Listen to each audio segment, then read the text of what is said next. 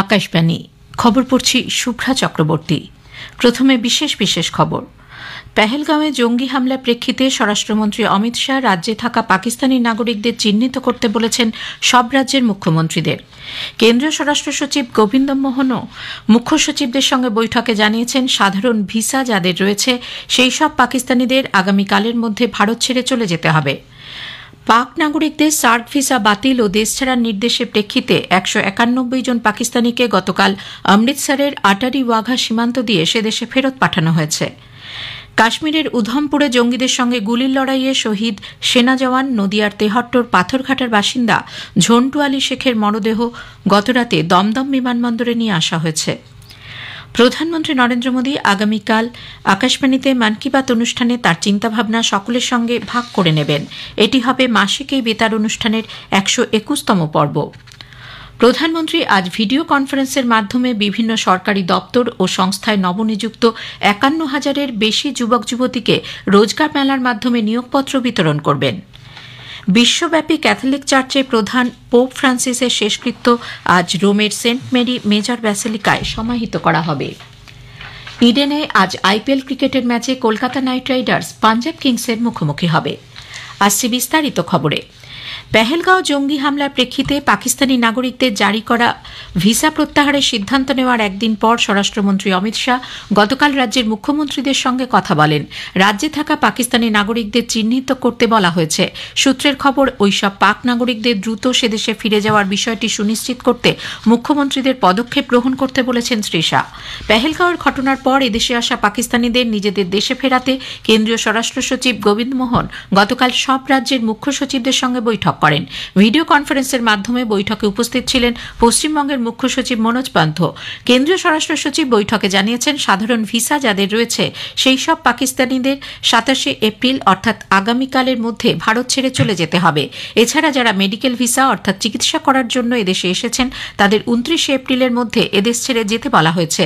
Diplomatic visa নিয়ে যারা এসেছেন তাদের আপাতত ভারতে থাকার অনুমতি দেওয়া হবে। শুধুমাত্র হিন্দু পাকিস্তানি নাগরিকদের লং টার্ম ভিসায় ভারতে থাকতে দেওয়ার কথা বলা হয়েছে। বাকিদের সবার ক্ষেত্রে এই লং টার্ম বা দীর্ঘমেয়াদী ভিসা বাতিল করা হয়েছে। এক্ষেত্রে রাজ্যগুলির কি করণীয় সে ব্যাপারে লিখিত নির্দেশিকা পাঠানো হচ্ছে। নিরাপত্তা বিষয়ক ক্যাবিনেট কমিটির সিদ্ধান্ত অনুযায়ী পাক নাগরিকদের সার্ক ভিসা বাতিলের সিদ্ধান্ত এবং যারা এই ব্যবস্থায় এখনও ভারতে আছেন আগামী 48 ঘণ্টার মধ্যে তাদের দেশ ছাড়ার নির্দেশের প্রেক্ষিতে গতকাল অমৃতসরের আটারি ওয়াঘা সীমান্ত দিয়ে আরও 191 জন পাকিস্তানিকে সেদেশে ফেরত পাঠানো হয়। এর আগের দিন 28 জনকে ফেরত পাঠানো হয়েছিল।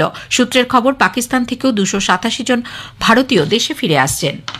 কেন্দ্রীয় স্বরাষ্ট্রমন্ত্রী অমিত শাহ গতকাল তার নতুন দিল্লির বাসভবনে 1960 সালের সিন্ধু জল চুক্তি নিয়ে উচ্চ পর্যায়ের বৈঠকে সভাপতিত্ব করেন। পেহেলগাঁওয়ে জঙ্গি হামলার পর ভারত এই চুক্তি বাতিলের সিদ্ধান্ত নেয়। বৈঠকে উপস্থিত ছিলেন বিদেশমন্ত্রী ড এস জয়শঙ্কর, কেন্দ্রীয় জলশক্তি মন্ত্রী CR পাটিল এবং বরিষ্ঠ সরকারি আধিকারিকরা। বৈঠক শেষে জলশক্তি মন্ত্রী সাংবাদিকদের বলেন, সিন্ধু জল চুক্তি নিয়ে সরকারের এই ঐতিহাসিক সিদ্ধান্ত সম্পূর্ণ ন্যায়সঙ্গত এবং তা জাতীয় স্বার্থে নেওয়া হয়েছে। সিন্ধু নদের এক ফোঁটা জলও যাতে পাকিস্তানে না পৌঁছয় সরকার তা নিশ্চিত করবে বলেও জানিয়েছেন তিনি। अभी उनके साथ कोई भी संधि आज तक हुई होगी और सभी संधि को रद्द कर देना चाहिए। ऐसा मुझे लगता है सरकार ने जो अभी जल संधि को रद्द कर दी है एक अच्छा डिसीजन लिया है। জম্মু কাশ্মীরের উপরাজ্যপাল মনোজ সিনহা গতকাল শ্রীনগরের রাজভবনে সেনাপ্রধান জেনারেল উপেন্দ্র দ্বিবেদীর সঙ্গে নিরাপত্তা পর্যালোচনা বৈঠক করেন। নর্দার্ন কমান্ডের GOC in general MV Suchindra Kumar, deputy chief of army staff Pratik Sharma এবং GOC 15 কর্পসের লেফটেন্যান্ট জেনারেল প্রশান্ত শ্রীবাস্তব বৈঠকে উপস্থিত ছিলেন। গতকালই সেনাপ্রধান উপেন্দ্র দ্বিবেদী শ্রীনগরে পৌঁছন। বিদেশ মন্ত্রক গতকাল নতুন দিল্লিতে পেহেলগাঁওয়ে সন্ত্রাসবাদী হামলার বিষয়ে আমেরিকা, ইসরায়েল এবং স্পেনের রাষ্ট্রদূতদের অবহিত করেন। ভারতে ইসরায়েলের রাষ্ট্রদূত রিউভেন আজার সাংবাদিকদের বলেন, এই কঠিন সময় ইসরায়েল ভারতের পাশে আছে। সন্ত্রাসবাদের পাশাপাশি দ্বিপাক্ষিক সহযোগিতার বিষয়েও তারা আলোচনা করেছেন। Extended our condolences for the terrible attack that happened here. This is a watershed moment. We stand with India. It's a very important moment. And of course we discussed things of mutual concern that have to do both with the fight against terrorism and also, how to enhance our cooperation. We have a great cooperation. We are great partners. And we are looking forward for more cooperation both bilaterally, regionally and globally. কাশ্মীরের উধমপুরে জঙ্গিদের সঙ্গে গুলির লড়াইয়ে শহীদ সেনা জওয়ান নদিয়ার তেহট্টর পাথরঘাটার বাসিন্দা ঝন্টু আলী শেখের মরদেহ গতরাতে দমদম বিমানবন্দরে নিয়ে আসা হয়। রাজ্যের মন্ত্রী ফিরহাদ হাকিম সেখানে তাঁর প্রতি শ্রদ্ধা জানান। এরপর তার মরদেহ নিয়ে যাওয়া হয় ব্যারাকপুরের সামরিক বেস হাসপাতালে। আজ সেখান থেকে নিয়ে যাওয়া হবে তার পাথরঘাটার বাড়িতে।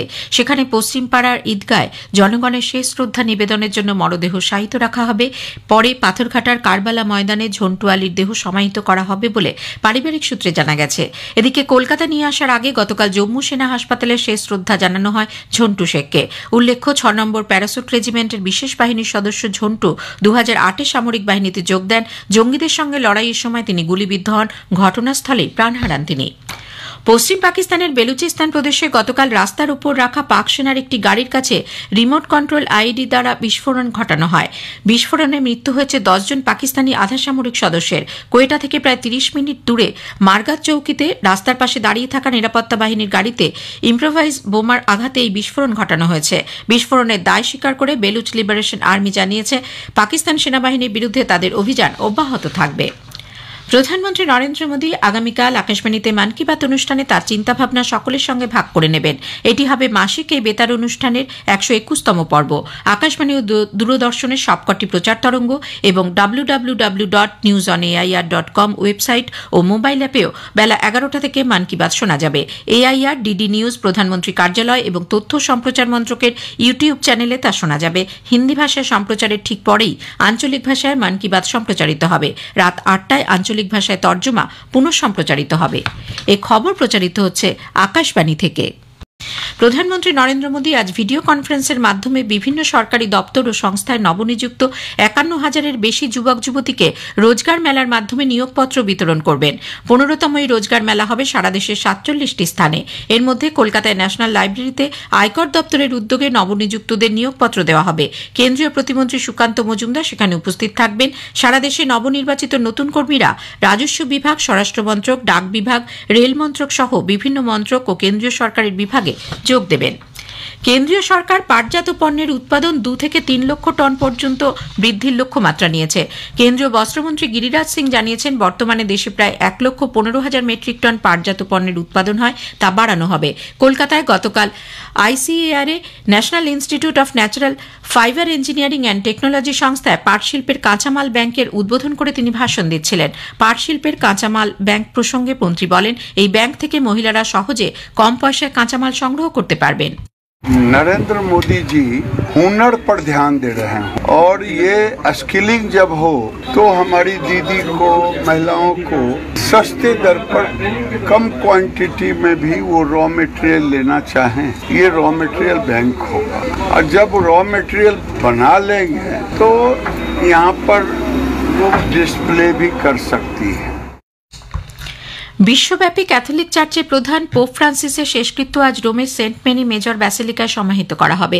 ভারতীয় সময় বেলা ১:৩০টায় ভ্যাটিকান শহরে সেন্ট পিটার স্কোয়ারে শুরু হবে অন্তিম শোভাযাত্রা ও অন্ত্যেষ্টি পর্ব। এতে পৌরোহিত্য করবেন কার্ডিনাল রে। বিভিন্ন রাষ্ট্রীয় প্রধান ও কয়েক হাজার ক্যাথলিক যোগ দেবেন এই শেষকৃত্যানুষ্ঠানে। এর মধ্যে ভারতের রাষ্ট্রপতি দ্রৌপদী মুর্মু ছাড়াও আছেন মার্কিন রাষ্ট্রপতি ডোনাল্ড ট্রাম্প, ফ্রান্সের রাষ্ট্রপতি ইমানুয়েল ম্যাক্রো, ব্রাজিলের রাষ্ট্রপতি Luis Inacio Lula da Silva এবং আর্জেন্টিনার রাষ্ট্রপতি জেভিয়ের মিলেই। এদিকে পোপের শেষকৃত্যে যোগ দিতে রাষ্ট্রপতি দ্রৌপদী মুর্মু গতকালই ইতালির রোমে পৌঁছেছেন। তার সঙ্গে আছেন সংসদ বিষয়ক মন্ত্রী কিরেন রিজিজু, সংখ্যালঘু বিষয়ক মন্ত্রী জর্জ কুরিয়ান এবং গোয়া বিধানসভার উপাধ্যক্ষ জোশুয়া ডিসুজা। রাষ্ট্রপতি গতরাতে সেন্ট পিটার ব্যাসিলিকায় পুষ্পার্ঘ্য নিবেদন করে পোপের প্রতি শ্রদ্ধা জানান।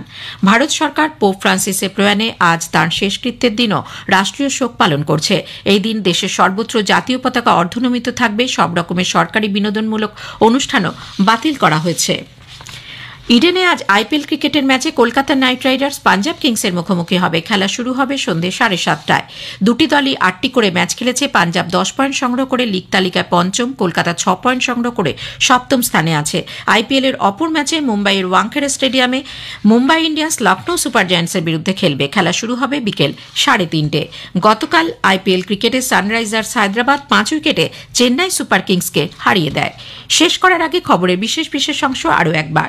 পেহেলগাঁওয়ে জঙ্গি হামলার প্রেক্ষিতে স্বরাষ্ট্রমন্ত্রী অমিত শাহ রাজ্যে থাকা পাকিস্তানি নাগরিকদের চিহ্নিত করতে বলেছেন সব রাজ্যের মুখ্যমন্ত্রীদের। পাক নাগরিকদের সার্ক ভিসা বাতিল ও দেশ ছাড়ার নির্দেশের প্রেক্ষিতে 191 জন পাকিস্তানিকে গতকাল অমৃতসরের আটারি ওয়াঘা সীমান্ত দিয়ে সে দেশে ফেরত পাঠানো হয়েছে।